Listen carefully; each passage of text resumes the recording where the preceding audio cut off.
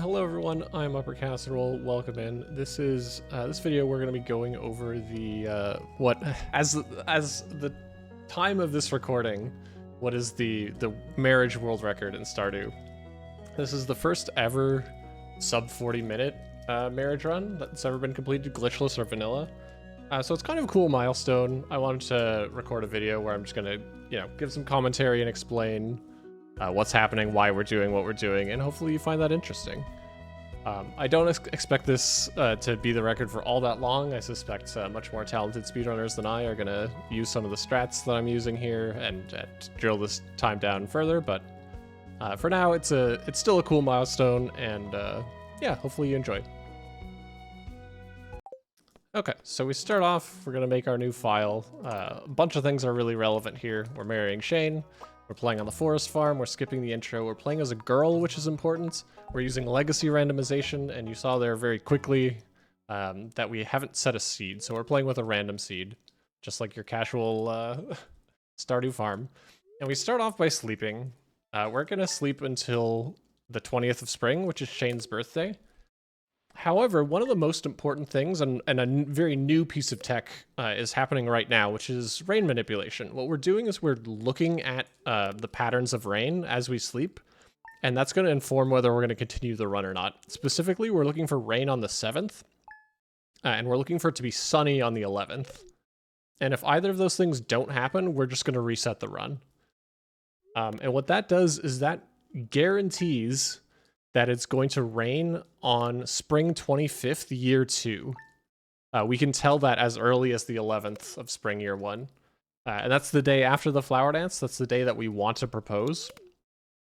And so by being able to guarantee that it's going to rain so early in the run, that's a huge time saving for us.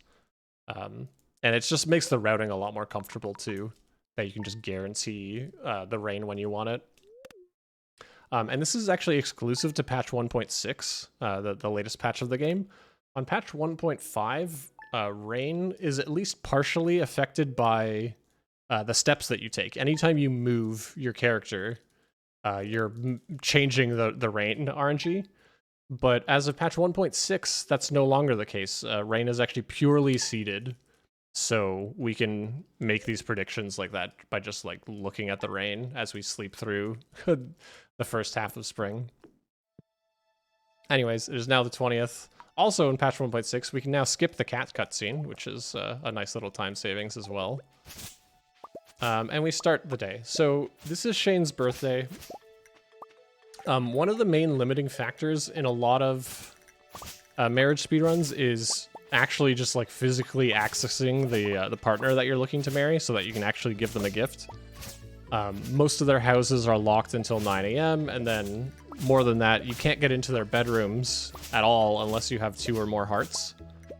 On this day, the 20th of spring, this is a weekend, Shane is going to be in the kitchen of his house at 9 a.m. and that's when his door is going to unlock.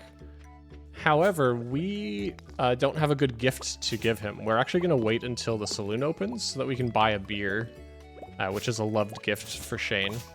So we actually have a lot of time to kill. We're going to spend that by chopping all these bushes and getting a bunch of mixed seeds. We're going to need those later. And clearing out some space in the bottom corner of our farm. We're going to actually move our house down here so that it's a lot closer to Shane's house, which will save us a lot of time going forward. So we clear some space and gather some mixed seeds as we let's start off this run here. We're also looking for as much forage as we can. We need to make a little bit of money very quickly. So we're going to forage our farm. And this is one of the reasons why we pick the forest farm here. Because forage grows on it, which is a nice little early boost of money. I'm throwing out my stone for more room. We don't really care about stone. The only real resource we care about is wood. And speaking of, we're going to actually start chopping some trees. So this run was done with the vanilla rule set. Which means there's no animation canceling. If you're familiar with Stardew speedrunning at all, you've probably seen a lot of speedruns where people swing their tools very, very quickly using a trick called animation canceling. And that is what's called the glitchless rule sets. This was done with the vanilla rule set, which has no animation canceling, so it's even more restrictive. I personally like it because I'm just too lazy to set up animation canceling, really, and I like to play on controller. But in any case, you can also see I'm chopping down trees and not cutting down the stumps. You get ever so slightly more wood, like on average, by just felling the trees and not actually clearing the stumps. Later on in the run, we will clear stumps because we want the trees to actually regrow. But this section of my farm, like the top left corner, we're never going to come back here ever again. So I'm fine just leaving all these stumps here, even if they prevent trees from growing in the future.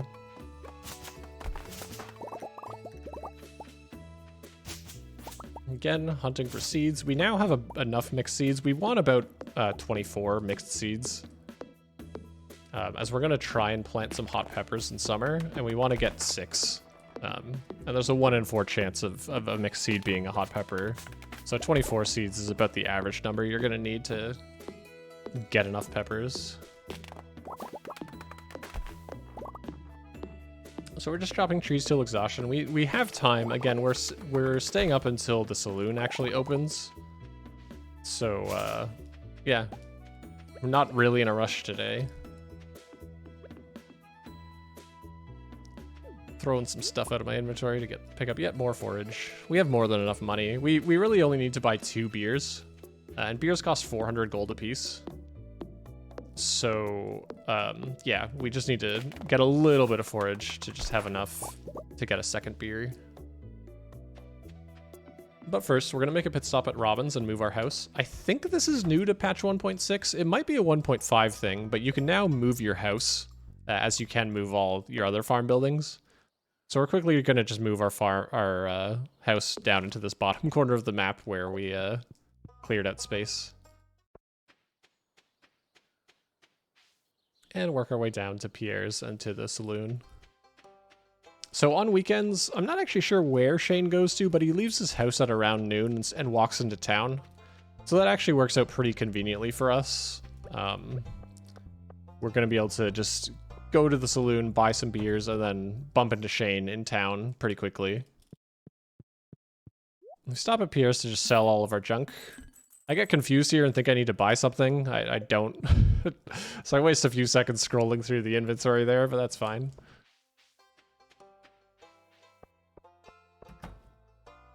And it's noon, so we're gonna go to the saloon. To make Gus walk a little bit faster, we're gonna just walk up into their face and stand there. You can do this with any NPC walking anywhere, and they'll, you know, stop for a bit, get confused, and then start walking really, really quick. This saves like a second or two. We buy 2 beers, and then we're gonna go gift Shane. And then rather than walk home, we're gonna pass out. So I'm gonna start swinging my tools here. You pass out at negative 15 stamina, so I'm just like counting. Every tool use drains 2 stamina. I'm counting to make sure I just barely have enough to give Shane his birthday beer, talk to him, and then pass out, sending us back home. The penalty for passing out is you wake up the next day with half stamina, and you lose 10% of your money on hand. We only had like 400 gold, so it's really not that big a deal, and we don't care about the stamina because we're just going to immediately go back to sleep. So really not a big deal. And now we're going to sleep until summer. So we've given Shane a birthday gift. Birthday gifts are worth 8 times as much friendship as regular gifts, so it really pays to give birthday gifts. So much so that we're actually going to sleep until year 2 to get a second birthday with Shane. The former world record for Shane marriage actually would do it in 1 year. It would very aggressively gift in early spring so that you could go to the flower dance with Shane in year 1. But this route is just going to do it over 2 years. In any case, here we are planting our mixed seeds. And we're looking for peppers, which you can tell by the seed shape. So I'm just digging up the seeds and then replanting them and trying to get peppers. The other interesting thing is you might be asking, why have I laid out my fields this way? Why are there spaces between all these crops? Wouldn't it be better to just put them all right in front of my house? And the answer to that is it has to do with RNG manipulation. We're actually because of... How do I want to explain this? So we're trying to get gold quality crops. The odds of getting a gold quality crop is about 1% per harvest. Also, this mixed seed is trolling me really hard here. Really doesn't want to give me a pepper. And we actually run out of seeds. So we actually only have 4 peppers growing instead of the 6 that we want to grow. It's not a huge deal. And we're a little late with this gift for Shane. We wanted to catch him right as he was leaving his house. So we want to get a gold quality pepper because golden quality gifts are worth more friendship than regular gifts. And for his birthday next year, we want a gold quality pepper. Now, the odds of getting a gold quality pepper, anytime you harvest a crop, there is a 1% chance that it's gold quality at farming level 0, which is what we're at. However, so how gold quality crops work is at the start of the day, the game says if a crop is harvested from this particular square, it'll be gold quality. So it depends on the day and the location on your farm. Now, we actually have a lot of information about our RNG seed because of the rain manipulation that we did in spring. We reset any run where it's sunny on the 7th and raining on the 11th. And with that information, we actually have a pretty good idea of where our RNG seed is. And so we can manipulate, or we can increase the odds of us getting a gold quality crop significantly. So specifically, I put the crops in those specific 6 squares, and I'm going to harvest them on specific days that have really good odds of giving us a gold quality crop with the sort of expected RNG range that we have. So I'm going to harvest these crops on the 17th and on the 26th. And because I only planted 4 instead of 6, I'm actually going to harvest them on a 3rd day as well, just to get... We need like 10 peppers total. So we got a lot of rain, which is nice. So we're going to harvest them on the 14th and then the 17th and the 26th. And we're going to hope that on the 17th or the 26th, we get a gold quality crop.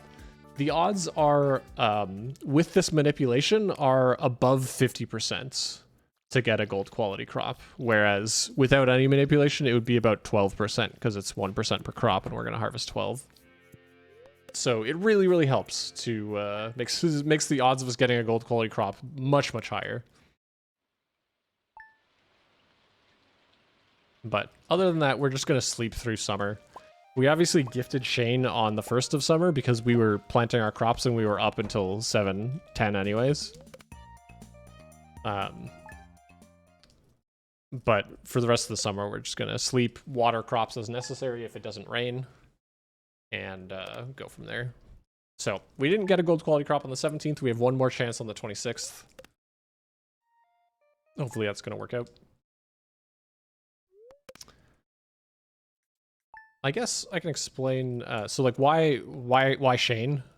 Shane is one of the fastest partners to marry because mostly because of his schedule. He goes to work every weekday. He leaves his house at 7:10 a.m., which is just by far the earliest that you can reach any partner candidate in this game.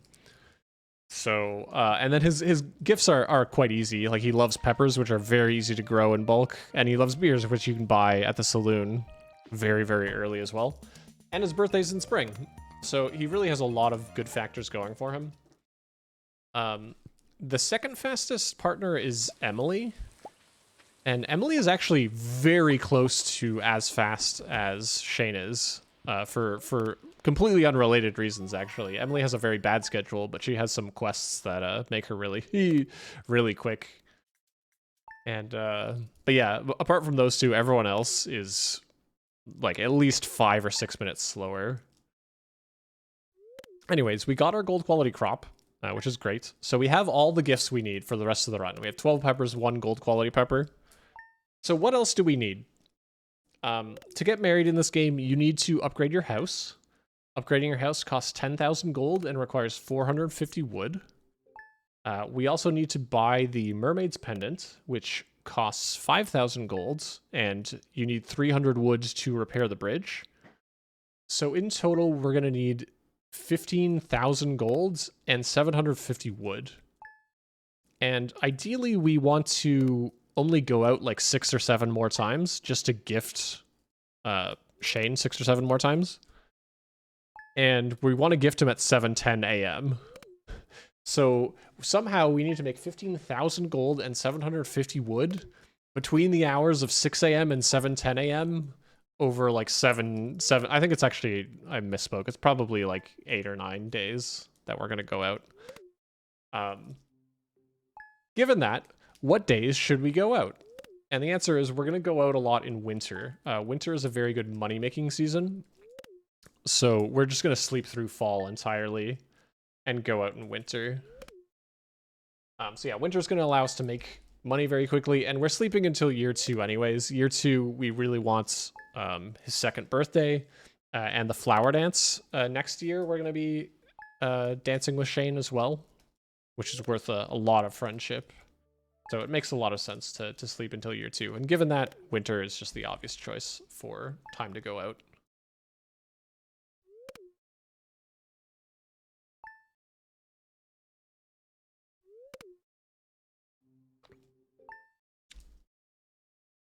So the way we're actually going to be making money is using a technique called winter forage farming. How this works is whenever you till a tile, there's a random chance that you'll dig up something, typically clay on your farm. In winter, there's a chance you can dig up winter forage, so snow yams and winter roots. And sort of like the rain and the golden quality crops, when I say random, it's actually follows, a predictable pattern that we can actually manipulate. So what we're going to do is till tiles in a very particular order and use that to guarantee that we're going to dig up winter forage. So we're leaving our farm, we're going to come out to this field here, and we're going to start tilling. We actually found the pattern really quickly. You saw I tilled and then untilled that first square and kept tilling it. That could take as many as 20 tills to find the first bit of winter forage. But once you find it, the location where you can dig up winter forage is affected by the number of times you've ever tilled. So every time you till, the pattern moves ever so slightly, typically up 1 tile and to the right by 2 tiles. So if we dig in a very specific pattern, we can just guarantee that we get winter forage every time. And winter forage sells for on average 85 gold apiece, so it's worth just a lot of gold. So we do some winter forage, we chop a couple trees, and then we catch Shane as he's going to work, giving him a pepper, and we leave, and we go back to bed. I also planted some tree seeds. We're going to want trees to chop out here eventually, like next spring. So we're planting some seeds as we get them. It's just convenient to have trees right next to Shane's house that we can chop. So we come out the next day, we're going to do the same thing. This day I'm going to do winter forage farming for a little bit longer. Also, so the 2nd of winter, the previous day, I did winter forage farming for exactly 20 tills, which reset the pattern. So you notice I started the pattern and immediately found winter forage on my first till. I'm setting that up by tilling a very specific number of squares. On this day, I'm going to till exactly 38 squares, which is going to set up the pattern for next week when we're going to go out. So you can only gift an NPC twice a week. And so yeah, we're going to stagger our trips out of our house to make sure that we're gifting him every week. There is actually some bonus friendship. I don't think this is explained anywhere in game, but so every time we give them a loved gift, we get 80 friendship. Every time we talk to them, we get 20 friendship. And if you gift an NPC twice in the same week, you actually get 10 bonus friendship at the end of the week. So we're gonna try and do that as much as we can, going out twice a week, so we get that 10 friendship bonus, which is nice. It's a nice little help for the run. Every bit of friendship helps. And when I say 80 friendship, 20 friendship, so you're probably used to the heart meter, where you have 8 and then 10 hearts with NPCs. Each heart is 250 friendship. So our goal is to get 2,500 friendship, or 10 hearts with Shane, in order to complete the run. So we've slept a week. We're gonna go out and do that whole thing again. Once again, this pattern is right where we left it because we tilled a very precise number of tiles. This pattern that I'm doing here is actually a bit unusual. So there's a lot of ways you can do winter forage farming. There's a lot of patterns you can follow. This one was taught to me by Demonic Mermaid, who I believe came up with it. It's a very compact pattern, which is very, very helpful when you're farming, when you're doing it like in spots like this outside of Shane's house. Typically, winter forage farming is done on the beach. The beach is a massive like grid of space where you can just till to your heart's content and just get tons and tons of forage. And some of the patterns you might do on the beach are take up more space, but are maybe easier to keep track of. This pattern is very compact. Don't eat the hot pepper, just gift it. This particular pattern is sort of a 5 and 5 pattern. Typically you see like a 6 and 4 pattern, or a 10s and 9s is another common one. This 5 and 5 is a bit unusual, but yeah, it works really well. It's just very space efficient. It's very quick to do as well, since you have to move around a lot less. But even here, this grid is like too small. I have to do a bunch of what are called replacement tiles. So here I'm going to do 1, 2, 3, 4, and then I would like to do 5, but instead I have to till in a different space because you don't actually have room.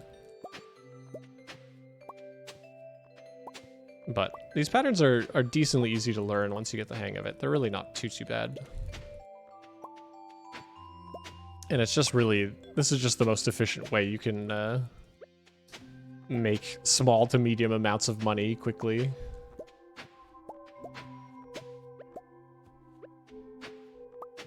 So again, I do 38 tills there exactly to set up the pattern for next week, because this is the second gifting day. And you can see that we're just sniping Shane the second he comes out of his house and getting out of there, which is really good, right? It's what we want to be doing. Just trying to minimize the amount of time we're spending outside.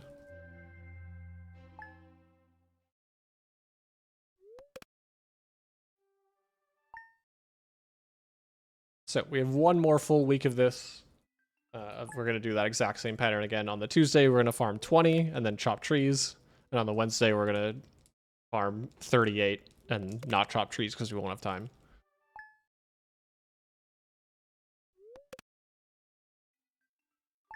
You don't have to go out on Tuesdays and Wednesdays specifically. Just any weekdays are fine. I like Tuesdays and Wednesdays. They work. They're consistent. That's what I've done, but it really doesn't matter.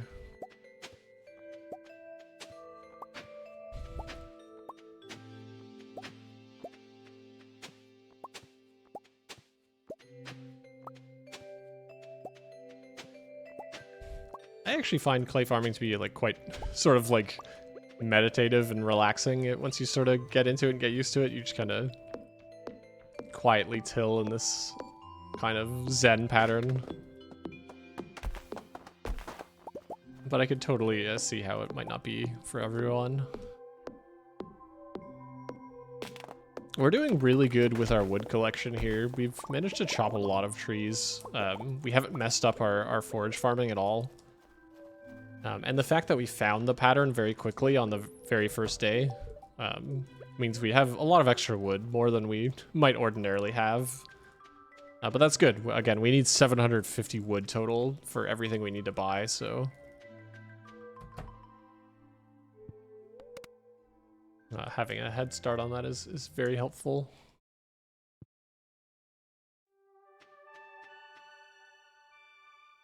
All right, so this is actually the final day of winter forage farming we're going to do. So I think I actually am going to do even more than 38 here. I'm going to do like 40 some odd, as long as we have the time for it. Because we don't care about setting up the pattern for next week anymore, because we're not going to do any more winter forage farming after this. So yeah, we've gathered enough snow yams and winter roots that we can afford the 15k worth of upgrades and otherwise that we need to buy.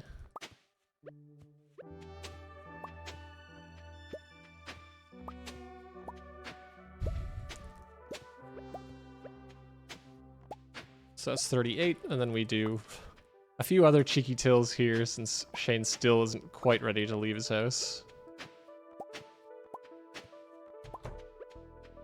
Maybe a few too many. That's alright. So yeah, no major mess ups with this run so far. We were a little late gifting Shane on like 1 or 2 of the winter days. And our summer one was not great. We didn't quite get the seeds nearly as quickly planted as we would have liked. But other than that, this run has been quite clean. Really no complaints about it so far.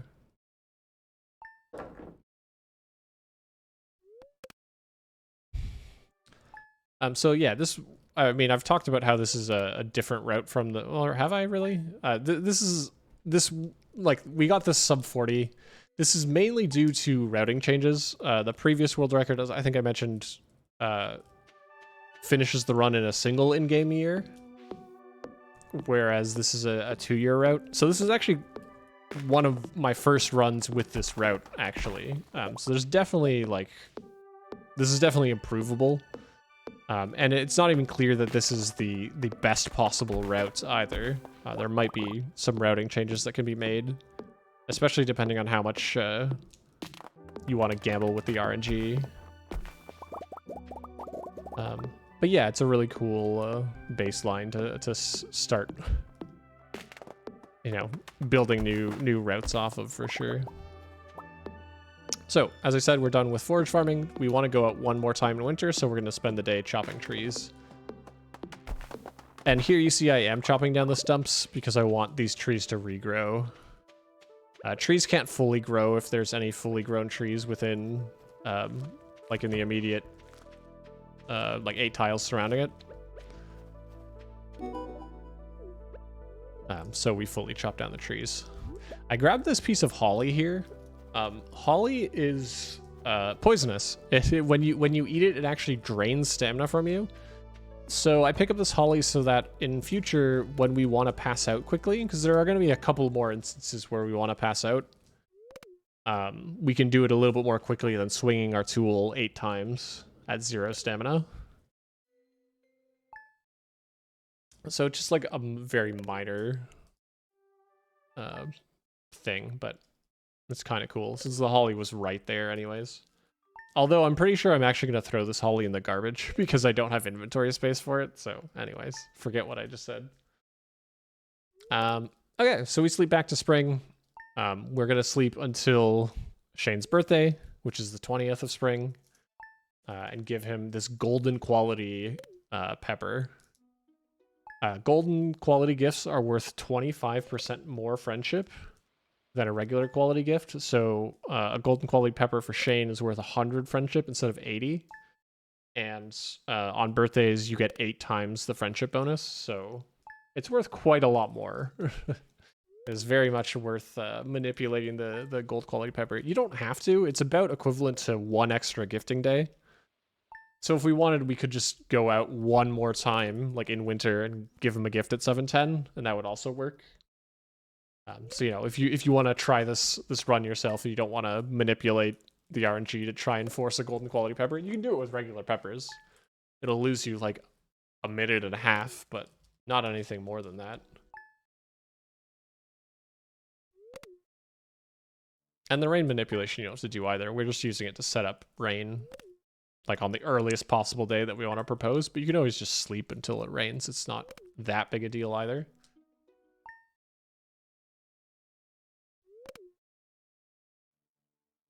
So yeah, as long as you're comfortable with the winter forage farming patterns, this run is decently accessible to new runners.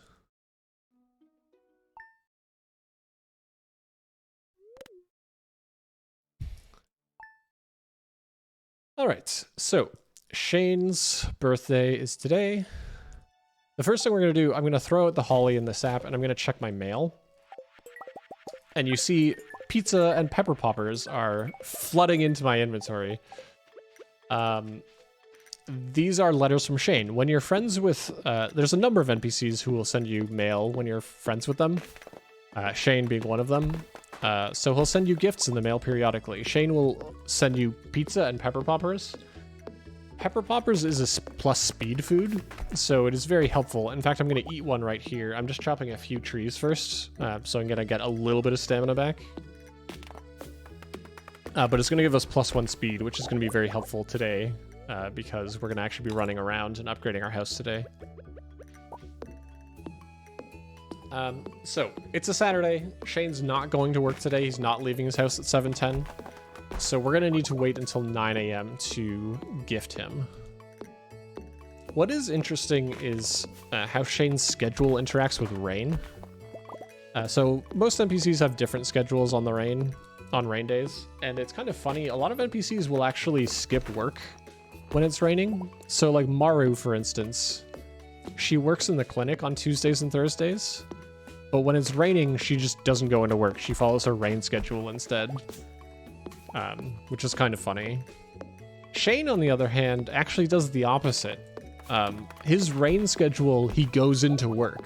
So if it's raining on a weekend, Shane will go into work anyways. And this is interesting. I bring this up because we're waiting until 9 a.m. to gift Shane. But if it were raining today, we could actually gift him at 7:10. He would leave his house at 7:10.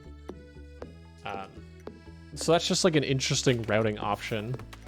Now, obviously, I have actually manipulated the rain. It is never going to rain on the 20th of spring, year 2, because I manipulated it to rain specifically on the 25th, and those two dates just don't overlap.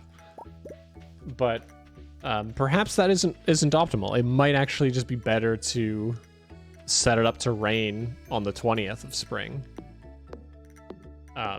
It's perhaps a little bit trickier to do, though.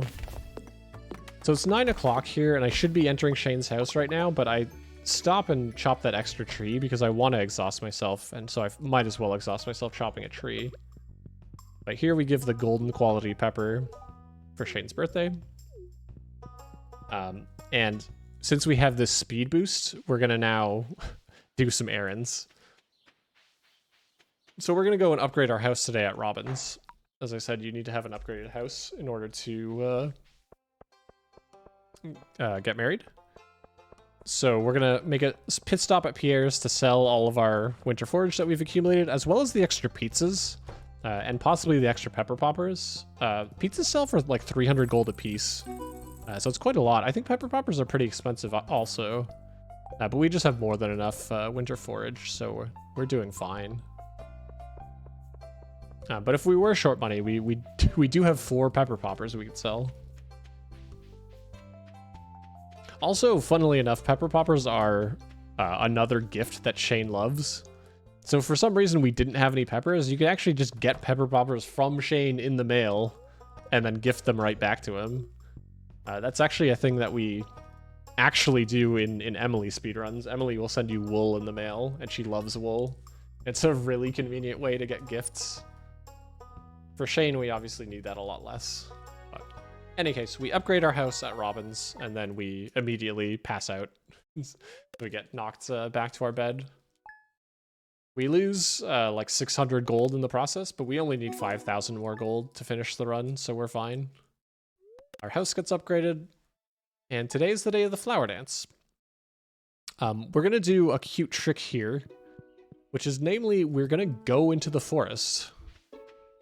Now, ordinarily, you can't get onto this map because this is where the flower dance takes place.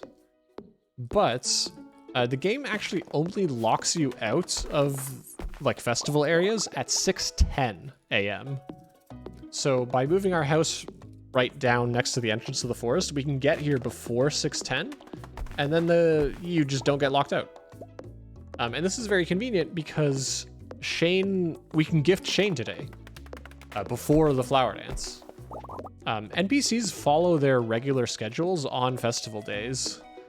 All their houses are locked, and like all the shops and everything are locked, but everyone still follows their regular schedules. So since this is a weekday, Shane is going to go to work today, and he's going to leave his house at 7:10. So we can gift him, we can talk to him, all before 9 a.m. And we can give them the bouquet, importantly. Definitely never messed that up before. So we give them the bouquet and we give them a gift all before the flower dance starts. And now we can just wait until 9 a.m. and go to the flower dance. So I haven't really talked at all about decay, but whenever you're friends with someone, every day that you don't talk to them, you actually lose 2 points of friendship with that person. Which is something we've routed into, you know, the fact that we're sleeping a ton, where they are decaying quite a lot as we sleep through days, but we, you know, make up for it with gifts. However, once you give someone a bouquet and you start dating them, every day you don't talk to them, they will lose 10 points of friendship, which is quite a lot more. So we want to absolutely minimize the amount of time that we spend dating in order to minimize decay. And we've set up rain manipulation so that it's going to rain literally tomorrow, and we're going to get Shane to 10 hearts tomorrow and propose. So we're not going to actually have any decay whatsoever, which is really convenient. Here we are. I'm out of stamina. There's nothing more for me to do but just wait until 9 a.m. We're looking really good on wood. We just need 300 wood, and we have 282. And we have all of tomorrow to chop wood, so we are good for repairing the bridge. And we go to the flower dance. Dancing with someone in the flower dance, you need 4 hearts of friendship in order to dance with someone, which is why we didn't dance with Shane in year 1. But dancing with someone gives a full heart worth of friendship. It gives 250 friendship points, which is just a ton. So the flower dance is a really good idea. One other thing the flower dance is good for is at the start of the game, you actually receive a quest to introduce yourself to all the NPCs in town. And when you complete that quest, you actually get 100 friendship with every NPC, including, obviously, Shane in this case. So the flower dance is a really good chance to just talk to everyone. We don't do it here because it's unnecessary, but in most other marriage routes, you actually do a lap around the festival grounds and talk to every single NPC once, which gives 100 friendship, which is quite a lot. But for Shane, we just don't need it. It's just more convenient to gift him. All right, the 25th. And would you look at that? It's raining. What a coincidence. So we're just going to chug pepper poppers, which makes us move faster. Once again, this is a day where we're going to be running to the beach and back. We need to get 300 wood, so we're just going to chop a little bit more wood. And Shane should be 1 gift away from 10 hearts. I guess one other point is, so NPCs in this game are locked at 8 hearts until you give them the bouquet.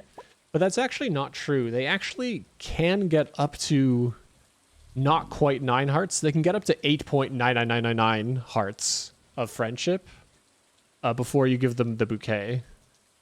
So it may seem surprising that we've gotten Shane from 8 hearts to 10 hearts, you know, with 2 gifts and a flower dance. But he wasn't actually at 8 hearts. He was at like 8.6 before we gave him the bouquet. So it's a lot more reasonable. But we give him the final gift. We get the achievement Best Friends, which means Shane is now at 10 hearts. And we immediately sprint over to the beach to get ourselves the bouquet. Ideally, we would have 0 stamina here and we would pass out afterwards. But we have a full stamina bar. Also, we get the fishing rod. Hi, Willie. Nice to meet you. We pick up the fishing rod for the first time, which is kind of funny. Then we repair the bridge with 300 wood. Then we buy the mermaid pendant from the mariner.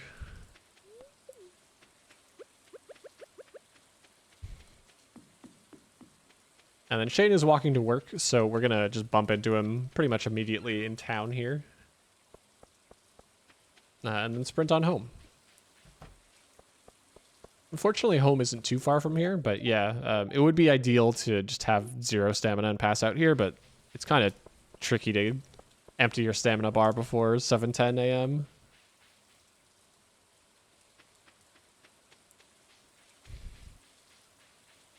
But that's it. All that we have to do now is sleep for 3 days, and we will have the wedding.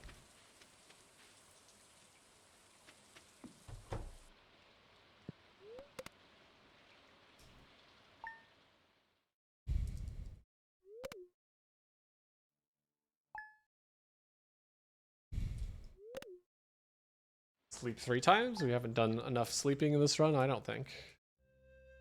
And with that, here's the wedding. The time ends when the 2 characters kiss. So we just mash as hard as we possibly can.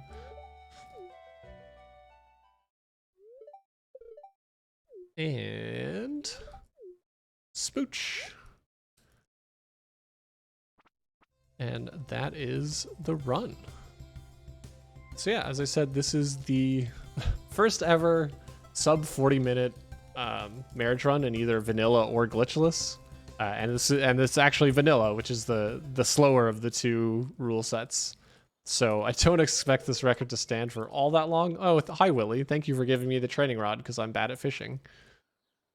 But yeah, it's a pretty cool milestone. 3951 is pretty snazzy. As I said, I suspect more talented runners than I are gonna take some of these strats, refine them, and get this time down even further. Also, I do firmly believe that Emily sub 40 minutes is actually completely viable too. So hopefully we'll see that in the future as the marriage times continue to come down. But yeah, that's it for this run. I hope you enjoyed. Take care and good luck.